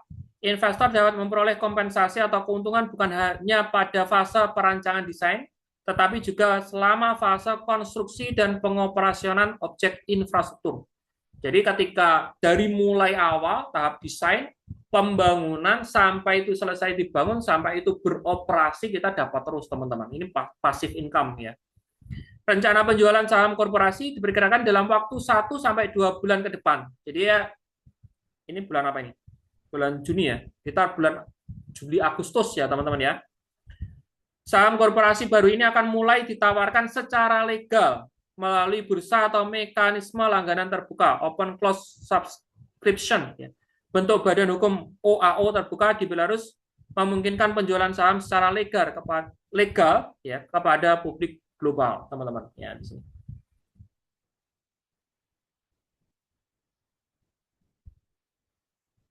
Ya, jadi Agustus September makanya pada saat itu kan statusnya dia sudah listing ya. Kalau udah listing ya otomatis target utamanya kan 500 juta dolar di situ. Nah, di situ ada cuan juga di situ, ada laba juga di situ yang masuk ke kita. Itu mungkin yang digunakan juga sebagian sumber pendapatan yang dialokasikan labanya untuk pembayaran remunerasi juga, teman-teman. Nah, oke, itulah ya materi pada malam hari ini ya. Bila ada pertanyaan, mungkin bisa kita diskusikan ya. Jika saya tidak mampu menjawab, mungkin bisa saya kasih PR ya. Saya jawab next lah di pertemuan yang akan datang ya. Beres, teman-teman? Oke, bentar-bentar.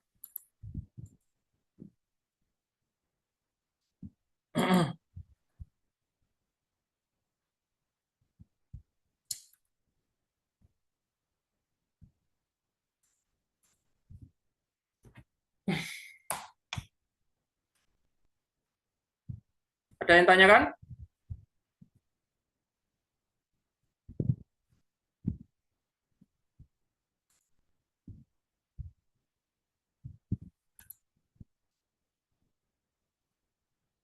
Assalamualaikum. Ya, unmute. Start video juga sudah, teman-teman ya. Oke. Assalamualaikum Pak Joko. Bentar, Pak. Ya. Harus pakai headset nih. Speaker saya belum sempat ngerti.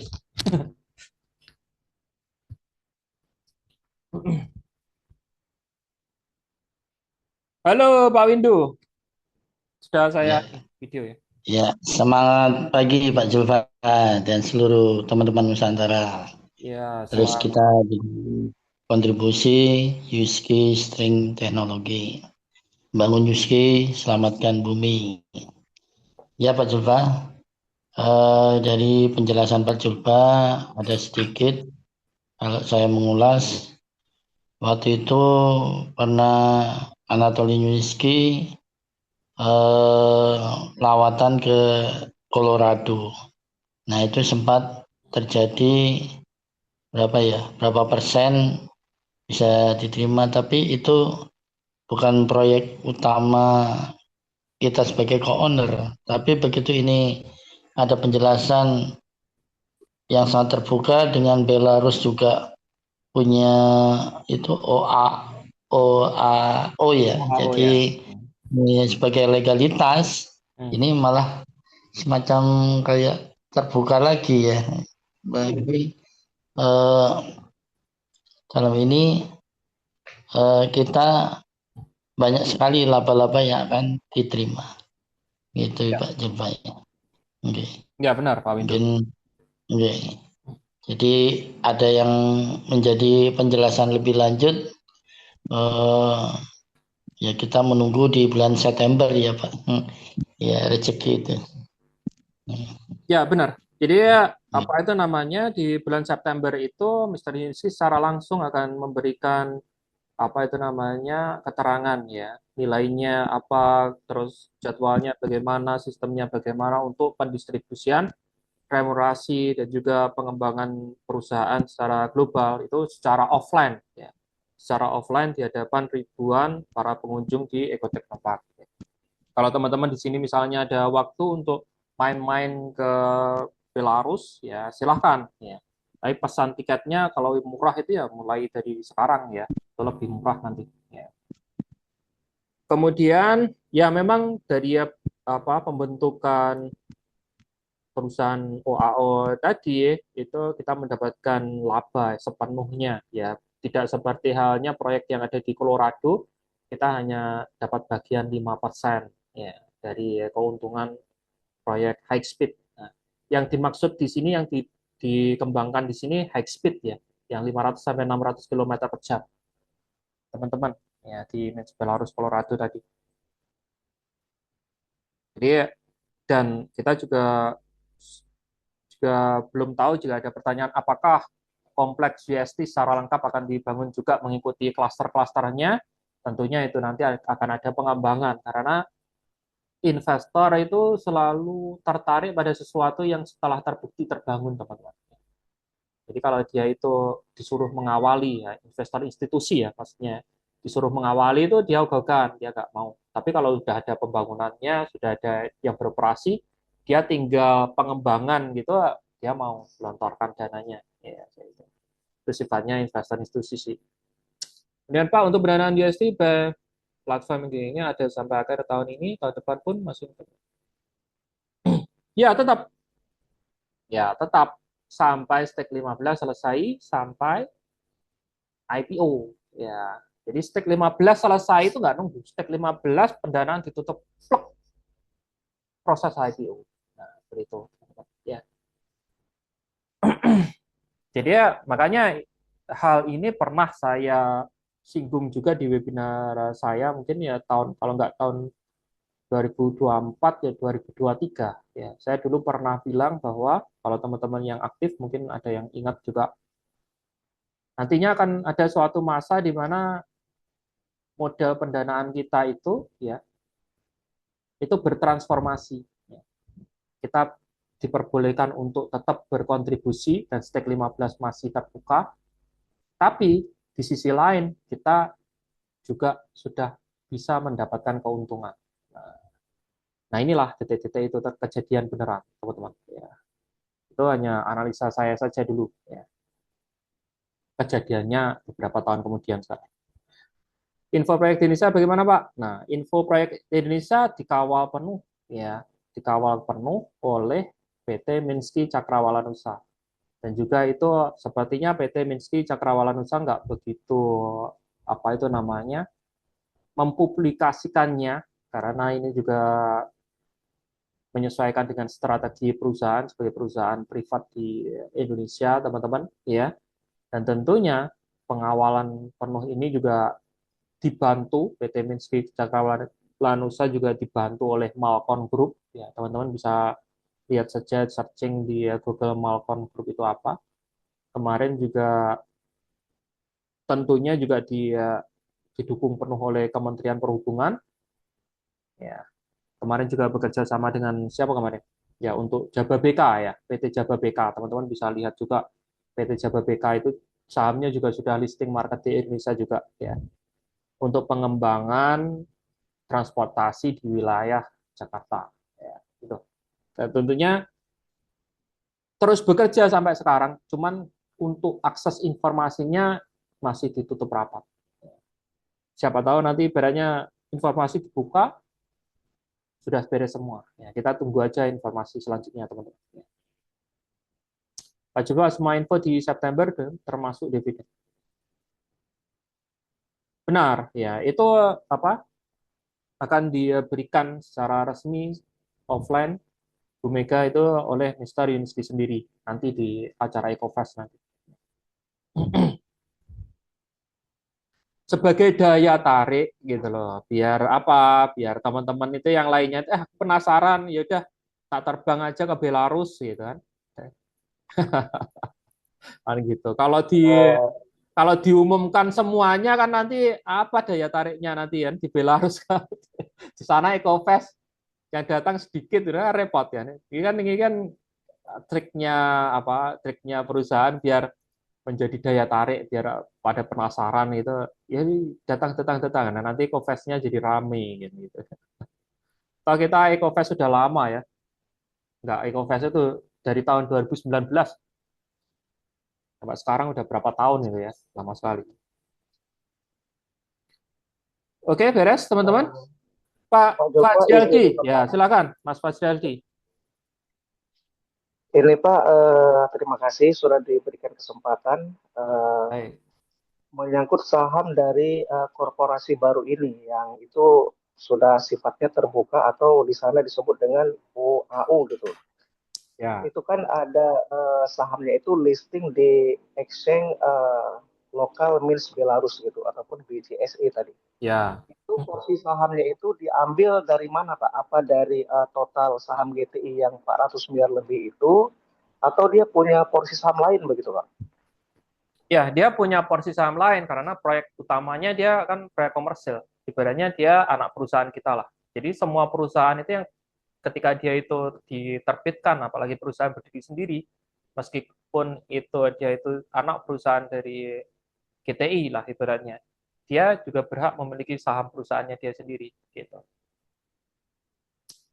Tapi cuman ya perannya dia sebagai apa kan gitu kan? Perannya dia sebagai apa? Gitu.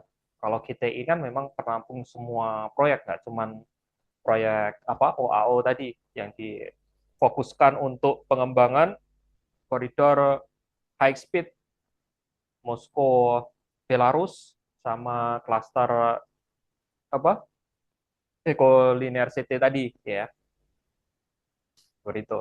Jadi dia punya saham sendiri. Kodenya yang tadi apa itu namanya nomor pendaftarannya tadi itu tadi. Seperti itu Mas Fajriyadi. Ya, Jadi dia satu lagi dia, Pak. dia bukan ERSSA, bukan bukan bukan saham kita yang dipublikasikan, bukan gitu. Dia berdiri sendiri perusahaan. Oh ya Pak, ini dengan adanya korporasi baru ini kan ada pengalihan aset ke GTI begitu misalnya seperti hak kekayaan intelektual yang non transportasi seperti Linear City dan Biohumus begitu. Hmm. Nah, untuk Linear City ini sendiri apa khusus yang menghubungkan Min ke Moskow yang ceritanya tadi 300 klaster itu atau untuk kedepannya di semua Linear City di tempat-tempat yang lain begitu? Itu menjadi hak kekayaan intelektual GTI juga begitu. Atau khusus dari rute Minsk ke Moskow saja. Ini berbicara secara jangka panjang ke depan. Ya, kalau untuk Linear City ya itu berdasarkan info dari yang webinar yang terbaru oleh Mr. Yunsky yang dibahas itu dia hanya membahas tentang kepemilikan Linear City dari korporasi yang baru ini. Ya. Artinya Mr. Yunsky belum memberikan informasi secara jelas untuk bagaimana jika ada nanti Linear City ke Linear City yang lain. Tapi ketika tadi ada disinggung oleh Mr. Yunisky, ketika model pendanaan baru ini ya berhasil untuk wilayah Moskow dan apa namanya Belarus berhasil gitu. Ini maksudnya berhasil ini nggak nunggu lah 100% selesai ya, yang mungkin seperempat jalan atau ini intinya model pengembangannya itu dia gerak cepat. Oh ini berhasil langsung direplikasi. Ya. Tadi kan ada dibahas juga akan direplikasi di negara-negara lain. Tentunya di bursa-bursa saham negara lain juga kan gitu. Jadi seperti ya membangun sebuah perusahaan sebagai SPV ya, sebutannya SPV, perusahaan-perusahaan yang dia itu legal. Misalnya di Indonesia dia legal di Indonesia, dia di go public di Indonesia. Mengapa kok bisa go public di Indonesia? Karena sudah ada putaran dana dari negara-negara lain, dia bisa push di sini. Sekarang kan belum, dan juga proyek-proyek yang ada di Indonesia juga, nah itu juga bisa. Nah makanya di situ melihat mengaca dari situ kata replikasi itu ada kemungkinan besar bahwa cluster high speed atau dan juga kompleks linear CT, ekolinear CT itu tadi juga menjadi bagian dari GTI secara keseluruhan. Karena yang jelas ya teman-teman ya, yang jelas untuk membangun membangun kekayaan intelektual senilai 400 miliar itu butuh perjuangan. 400 miliar itu banyak banget ya. Butuh perjuangan. Makanya ini adalah strategi Mr. Yuniski untuk meningkatkan ya, kekuatan kekayaan intelektual tersebut. Ya. Jadi dia menghimpun kekuatan baru di berbagai negara melalui SPV, tapi memakai jalur legal. Karena ini sifatnya itu memang internasional, global, kalau kita langsung ratusan negara ya nggak mungkin lah. Ya. Mengingat bahwa kita itu masih startup, dana saja masih butuh modal kan gitu kan. Makanya harus ada strategi-strategi khusus yang seperti yang direncanakan oleh Mr. Yuniski tadi untuk bisa menembus pasar secara luas seperti itu. Gitu ya. Terus apa lagi? Untuk PP berapa Pak? Ya Bu Mega bisa ini Bu dilihat di Traveloka Bu. Kalau hotelnya ini penginapan di Eco Technopark Bu. Ya, itu seperti villa gitu. Saya sendiri kurang paham ya harganya berapa di sana ya. Kalau tiketnya masuk kemarin dibocorkan $100 gitu. Mestinya kalau waktu itu ada diskon atau apa gitu. Makanya ini juga ada apa itu namanya bocoran yang juga dikirim ke email masing-masing Ibu bisa bisa lihat di situ. Itu ada diskon-diskon juga, ada hadiah menarik juga bagi yang berniat untuk ke EcoFest ya. Itu ada ada stake 1, stake 2, stake 3 ini. Oke, teman-teman, beres? Sudah ya? Ya, terima kasih Pak Julfa. Oke, siap. Mas Fadzil Hasili sudah beres ya? Ya, sudah beres Pak. Terima kasih banyak. Oke, alhamdulillah. Oke, baik teman-teman ya. Terima kasih kebersamaannya. Mohon maaf jika ada kesalahan dalam penyampaian ya. Informasi dari saya atau kurang enak dari penyampaian saya ya. Semoga bermanfaat. Bila ada yang didiskusikan lebih lanjut bisa melalui WA dan lain sebagainya, teman-teman. Oke, semoga kita diberikan kesehatan, dilepaskan dari segala kesusahan, dan diberikan keberlimpahan dari segala arah. Ya, sehat walafiat. Sukses selalu untuk kita semuanya. Wassalamualaikum warahmatullahi wabarakatuh. Waalaikumsalam warahmatullahi wabarakatuh.